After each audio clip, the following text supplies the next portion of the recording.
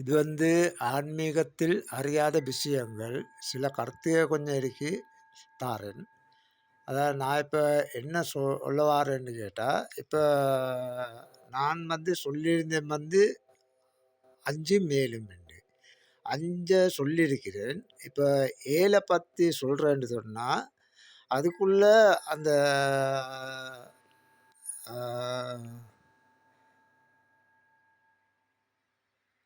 அது நெ நடராஜாக்குள்ள தான் இருக்கு. அப்ப 7 பத்தி சொல்றேன்னு சொன்னா, இப்ப அது என்ன அடுமுடிய பத்தி சொல்லோணும்.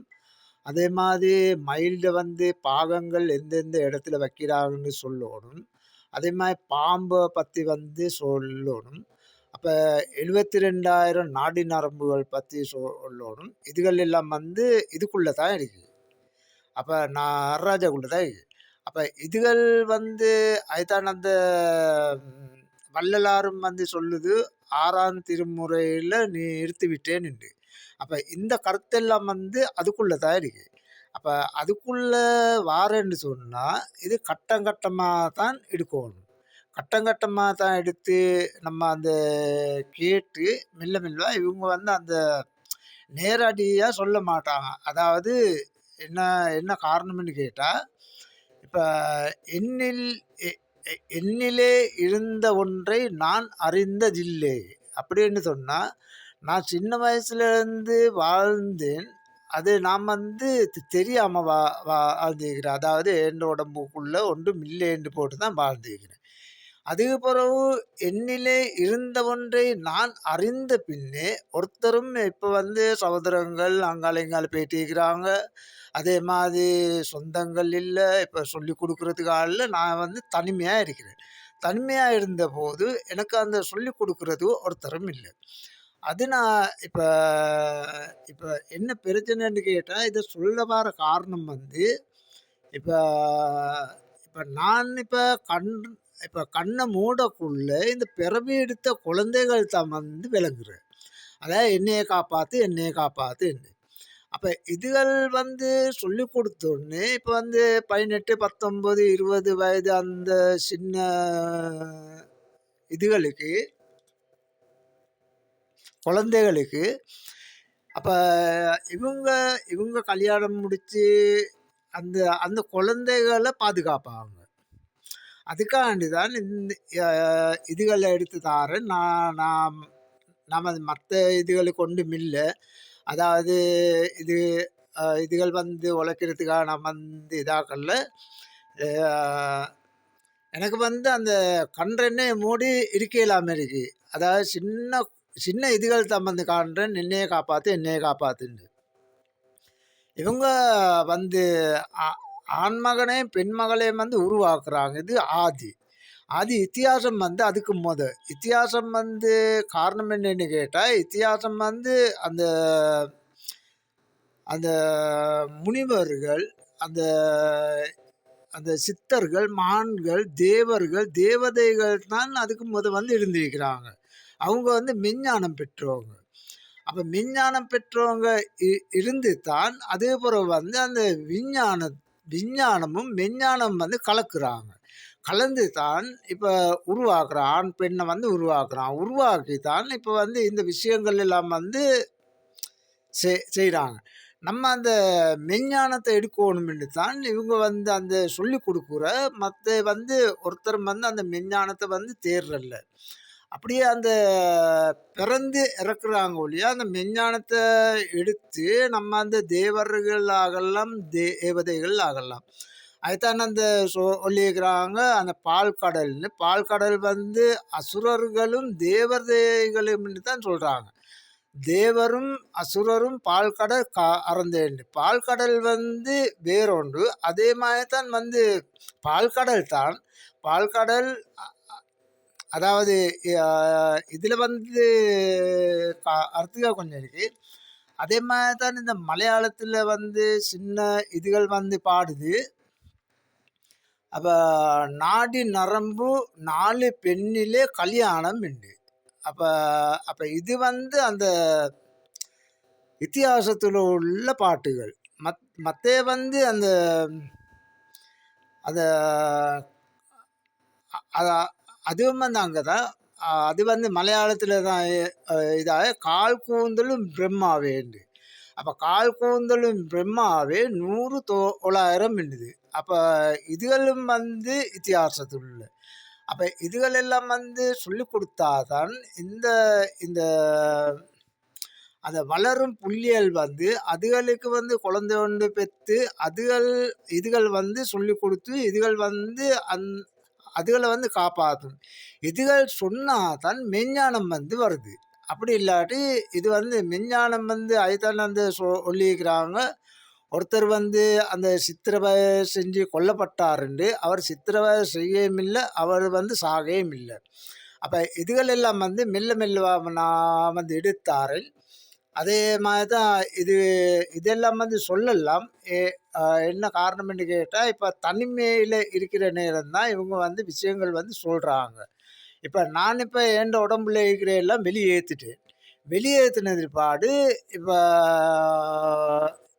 இப்ப உதாரணத்துக்கு தியானம் பண்ணி 1000 இதழ் தாமரை வந்து சிந்தையில பூக்கோணும்.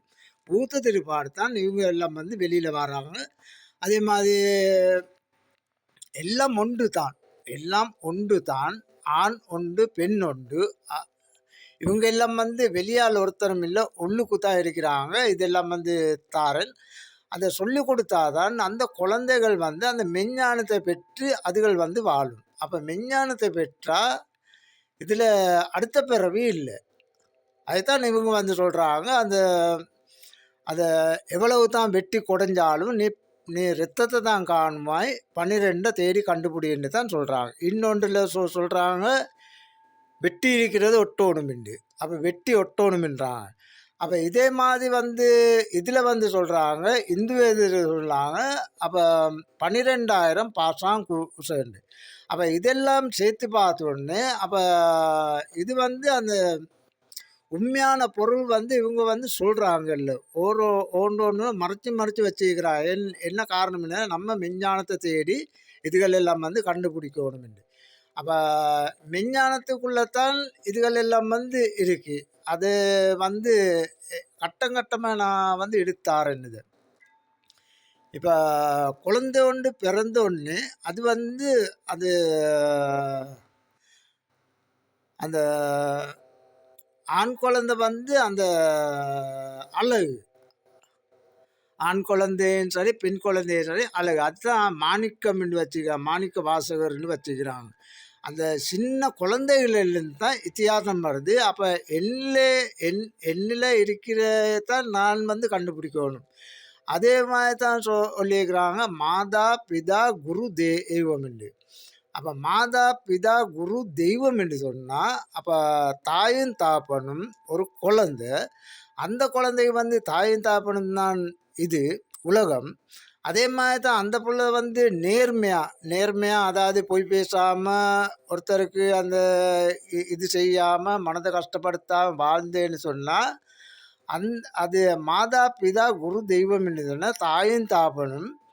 அப்ப அங்கால குருன்றான். குரு வந்து அந்த அந்த அவர்கிட்ட இருந்து உபதேசம் எடுக்கிறல்ல, அவர்தான் வந்து கண்காணிச்சு கொண்டு இருக்கிறார். அதான் ஜட்ஜி. அப்ப நான் ஏதாவது தவறு செஞ்சா எனக்கு தண்டனை கொடுக்குற வந்து தெய்வங்கள். அதாவது ஜட்ஜியா அவங்க வந்து இருக்கிறாங்க. காத்தோட காத்தா இருக்கிறாங்க. அப்ப தெய்வங்கள்னு சொன்னா உடம்புக்குள்ளே இருக்கிற தெய்வங்கள். அதுதான் மாதா, பிதா, குரு, தெய்வம்ன்றாங்க.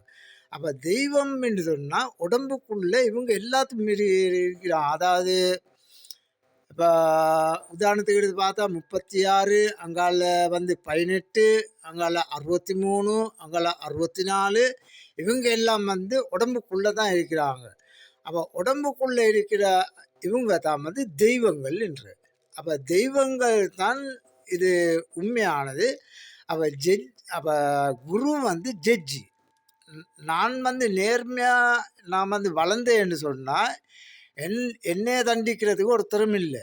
நான் அதாவது நேர்மையாக போடுறேன், போய் பேசுகிறல்ல, ஒருத்தரை வந்து இதாக்குறல்ல. அப்போ இதனால வந்து எங்களுக்கு இப்போ அப்படி இருக்கிறவங்களுக்கு வந்து ஜட்ஜி தேவையில்ல.